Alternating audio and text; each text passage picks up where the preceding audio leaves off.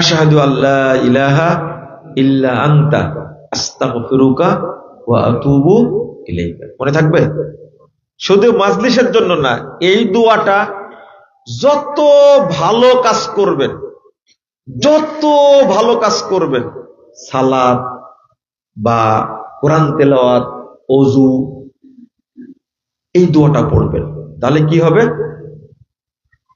রাসূল সাল্লাল্লাহু আলাইহি সাল্লাম বলছেন, মা আয়েশা রাদিয়াল্লাহু আনহা বলছেন, 10,140 নম্বর হাদিস তাবরানী কাবীরের মধ্যে এসেছে যে মা জালাসা রাসূলুল্লাহ সাল্লাল্লাহু আলাইহি ওয়াসাল্লাম মাজলিসান কত, যখনই কোন মাজলিসে বসতেন,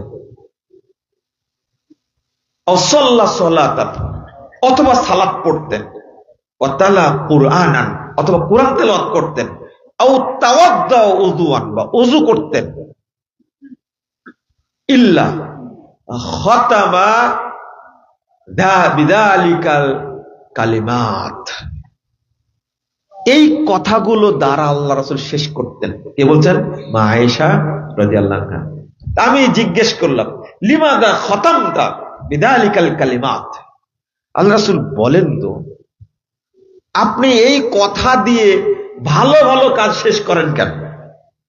তখন বলেছেন, না শোনো, মান ক্বালা খায়রান খুতিমা লাহু বিতাবাইন আলা যালিকাল খায়র, কেউ যদি কোনো ভালো কাজ করে, ভালো কথা বলে, বলার পরে দোয়াটা পড়ে, তখন এই আমলটার উপরে আল্লাহ মোহর মেরে দেন। সুবহানাল্লাহি ওয়া বিহামদিহি।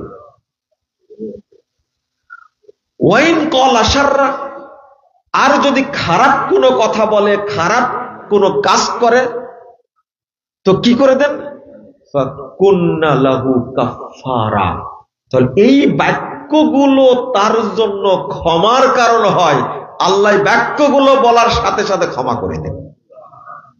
তাহলে এই বাক্যটা মুখস্থ করা, এই বাক্যগুলো জানা, মুখস্থ করা এতটাই জরুরি। আপনি যে আমলটাই করবেন, এই আমলটা আল্লাহ কবুল করবেন। রাসূল সাল্লাল্লাহু আলাইহি ওয়াসাল্লাম বলেছেন, লাম ইউকসার ইলা ইয়াউমিল কিয়ামাহ, আল্লাহ এগুলো রেখে দিবেন মসৃণ ফলকে লেখে, কিয়ামত পর্যন্ত এই নেকিগুলো আর নষ্ট হবে না। বিশেষ করে আপনারা যখন ওযু করবেন, তখন এটা পড়তে ভুলবেন না। রাসূল সাল্লাল্লাহু আলাইহি ওয়াসাল্লাম বলছেন, কেউ যদি সুন্দরভাবে ওযু করে বলে, আশহাদু আল্লা ইলাহা ইল্লাল্লাহ ওয়াহদাহু লা শারীকা লাহু ওয়া আশহাদু আন্না মুহাম্মাদান আবদুহু ওয়া রাসূলুহু আল্লাহুম্মা জাআলনি মিনাত তাওয়াবিন ওয়া জাআলনি মিনাল মুতাতাহহিরিন, এই দোয়াটি পড়ার সাথে সাথে এত ফজিলত, রাসূল সাল্লাল্লাহু আলাইহি ওয়াসাল্লাম বলছেন, তার জন্য আল্লাহ জান্নাতের 8টি দরজা খুলে দিবেন। ইয়াদখুলু মিন আইয়াশা ফুতিহাত লাহু আবওয়াবুল জান্নাতিত তামানিয়া, ইয়াদখুলু মিন আইয়াশা, যে দরজা দিয়ে ইচ্ছা স্বাধীনভাবে জান্নাতে ঢুকতে পারবে। এটা ফজিলত হলো না?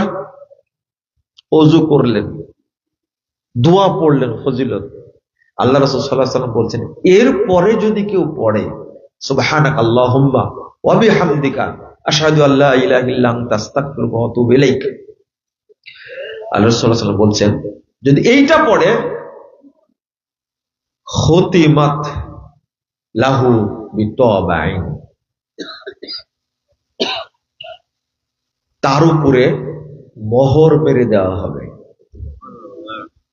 ওয়া রুফিয়াত তাহতাল আরশ, আর এই নেকির ফলকটা আরশের সাথে ঝুলন্ত অবস্থায় রাখা হবে।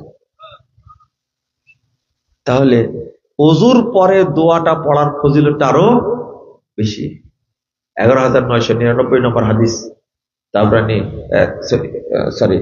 নাসাই as-সুনান কুবরা লিন-নাসাইর মধ্যে হাদিসটা সহিহ সনদে বর্ণিত হয়েছে। আপনারা আমল করবেন, বলেন তো ইনশাআল্লাহ। আবার বলেন ইনশাআল্লাহ।